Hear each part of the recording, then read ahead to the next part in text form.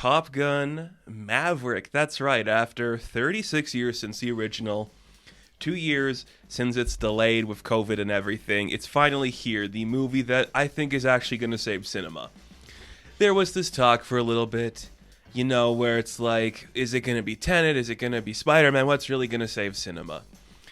It's going to be Top Gun Maverick, and I will stand by this because this is, I think for the first time in a very long time, I felt like I was watching a movie. Which is weird to say because I go to a film every week, but this just really felt like, nah man, this is it. This is the blockbuster, the action-oriented story with great drama, great humor that everybody wants to see. Because this is amazing. Now, anybody who watched my channel for a little bit, you know what Top Gun means to me in my household. This is something that we have loved and adored for years and generations. A sequel is a big deal, and especially because in the time period we live in, military stuff can kind of be perceived as a certain type of story. But Top Gun has always kind of like moved away from that. It was never just like propaganda or military propaganda. It was just more, here's just some stories about people having fun. And that's what this feels like. This is straight up a sequel to Top Gun. Sometimes that does hinder it, where it feels like we have to hit certain beats that happened in Top Gun and talk about them here. I am happy to say it does not happen that often. Like, the beats we actually do hit make sense for the story. We go to certain locations we've been to. We talk to certain people we've known from there. It works really well and flows into a really good narrative. I really enjoyed seeing that. It made me very happy just to experience that part of Top Gun. Because a lot of things like this, when we get too in-depth in these weeds of a sequel 30 years later, you have to hit the right beats. And look, do I think there is some criticism to be had about Goose's kid being the main antagonist to Maverick's story? Yeah, there's something there that could just be easily written off, but I think they handle it in such a smart and original way that I was okay with the conflicts that story brought. It didn't feel tiresome, which is an important part of that story, and it didn't upset me that it happened, so that's really good to see too. Now, this is getting a lot of praise, standing ovations all around, people praising it as like Best Picture. I don't agree and I don't disagree. I think this is one of the, I would actually say in the top 2 pictures I've watched this year. It is incredibly well made, incredibly well written, incredibly well acted. Everything about Top Gun feels like it was made by people who care about filmmaking, and I like that. I really like to see that, not only because the director made Tron Legacy one of my favorite films, but because you have a movie star in Tom Cruise, and when you have a movie star, you need to do something that's special, because so much of that era, and Tom Cruise I think is the exception to like that movie star era where everything he makes is important and cool, but every other movie star of like today, and I say movie star loosely, every other franchise actor today feels inauthentic to the world they're being a part of, and it feels like they are in a piece of something else that's not them. But Tom Cruise is so much the driving force of stuff like this, and when he can deliver a performance, you're reminded of the talents that this guy has. And I shouldn't say you're reminded, because I think he's been consistently putting out work that is amazing for the past few years, but there's so much brevity to this role for him. Coming back to this world is very cool.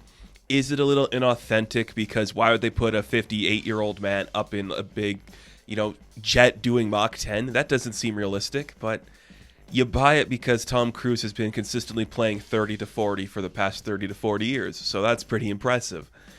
It is just amazing to see this guy, who is the last of the movie stars, give his all in a performance like this, because this is, I think it's essentially his swan song to the world of high stakes taking, or just like high risk movies. And that's kind of weird because we got Mission Impossible, but this feels like if he never made another film after this, it's kind of like his swan song to that era of filmmaking that he was a part of. And that's very cool, because Maverick's story in this is very believable. He's never really moved up in the world because of his arrogance, and now he's called back to join Top Gun to send these younger people on a mission that only he could potentially fly, but they do not want him to fly it because he is a risk. That's very cool. In that part, I'm like, that feels authentic.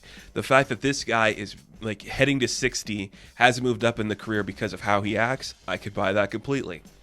Do I buy that they'd put him in a plane? No, I don't. But that's fine too. I can get behind that. The supporting cast in this film is incredible.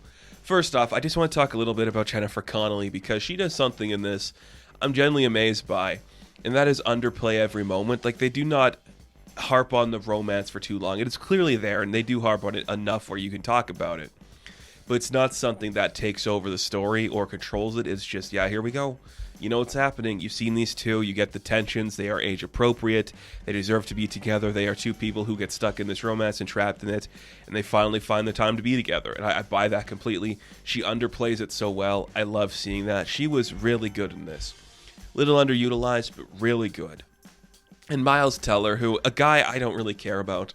Not a performance I love from him. He's in movies I love, but he's not a guy I love in them. Looks a lot like Anthony Edwards in here, and I gotta commend him for that, for taking the time to capture the right movements and head nods. It looked incredible. Very good. Glenn Powell, again, is an unsung hero of everything he's in. He is just perfect at playing the dick. He is so good at it. He made a career out of doing it. He's so good in this. Amazing.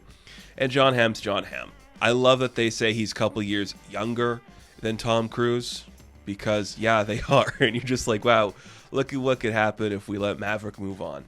He could accomplish wonders. It's kind of fun. It is great. And of course, this is all about the aerial combat. We're getting into real ships and planes and going off in the skies and doing some cool stuff. It looks way better than the original. And look, the original is great. I enjoy the hell out of Top Gun. But Maverick is just, these aren't people who are now seasoned filmmakers saying, we know what we're doing when we go into the skies. We have studied, we've seen the techniques of today. When we go in there, we're showing you some great aerial combat, some great aerial movements. It looks amazing. The cinematography is next level. I don't think there's been a film in theaters in the past maybe 5 years that looks as good as this one did, just in terms of the scope. It's breathtaking. And it all feels real. And I'm sure there are moments where there's visual effects, but it's far and far from that. It's just so gorgeous and beautiful, and just has like this really nice era about it where it's like looking at this beautiful landscape and these skylines, and it's like, wow, this is real, this is authentic. I love seeing this. It's very beautiful and doing cool stuff. And the fact that the last few minutes of this movie kind of like devolves into this really interesting dogfight and this interesting story about relics becoming obsolete, that's impressive too. And look, I think my biggest criticism of this film is that like the last 30 minutes takes itself less seriously than the first 2 hours did. That is just part of this film. And I can accept that because for the past 2 hours you have taken me on this journey where I buy the relationship we're seeing, where we build up the tensions and the characters and the drama. And when you get to this moment, it does feel earned. It just feels like no way these things would happen the way they did and they'd be this easy to navigate through. But you've won me over because of everything else. I can't complain about that because I do know I'm watching a movie. Even if the characters in the movie know if they're not watching a movie, I know we're watching a Top Gun movie. So when things get a little more action-y than they're supposed to for this drama, I can get behind that. I have no problems with that whatsoever. It's just par for the course. I can take it or leave it. Just something I notice. I know some people be like, oh, this is fun. I'm like, yeah, it is fun. I just can't get over Tom Cruise. I just can't believe a man has been doing this since the 80s and consistently well. It's impressive. And there are certain moments where you really feel his acting in here. Val Kilmer does appear. He has some really interesting moments where I feel like that is his swan song to this. That was the most heartbreaking part of the film.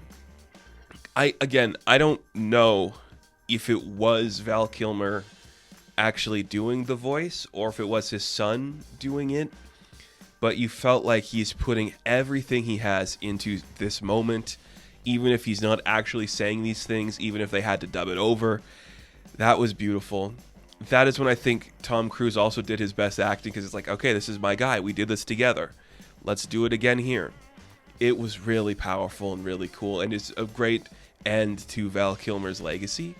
And look, he's not gone. He's still working. I hope he does more stuff and he can find ways to be a part of things. Very fun. Very good use of that. There are some callbacks, like I said. None of them egregious. They do use some of the same songs. They use some of the same techniques. It's all good. Not as, homoerotic as the first one, which could be a problem to some people. I don't think the audience I was with thought that was a problem. I just think, we're doing the scene on the beach, but we're not playing volleyball. We're playing football. It's not nearly as sexy. It's just more like a bunch of kids having fun.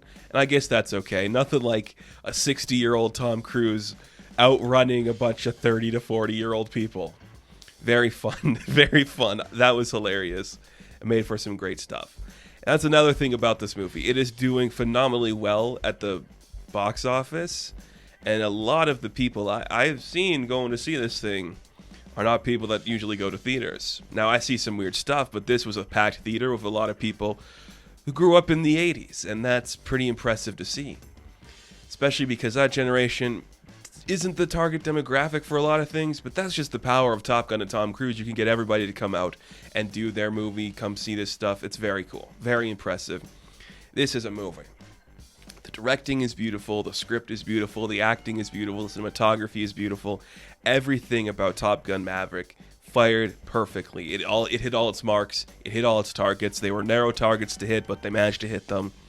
It's impressive. It looked good. It felt good. I would honestly say it was worth the 2-year delay. If this thing just came to streaming, it would get good reviews, but it wouldn't feel as special. And the fact that we could actually come back to a theater, celebrate filmmaking, because this film opens up with Tom Cruise saying, like, thank you to everybody being patient. Here's some work of art. That is impressive. And everything about Top Gun Maverick surprised me, worked well, and was incredibly creative, and went in directions I didn't think it would, because it actually genuinely felt like a real movie, like a whole movie that told a story. That's impressive, especially in today's climate where you'd think this would be a marketable thing where we're going to launch into a spin-off. I doubt it. This is it. You got it. You love it. You appreciate it. That is Top Gun Maverick, and that is brilliant filmmaking to the mark. Way to go, Tom Cruise. You surprised me again.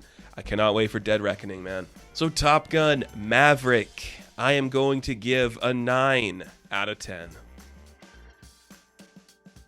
Now, thank you guys for watching this review. Be sure to like and subscribe to the channel.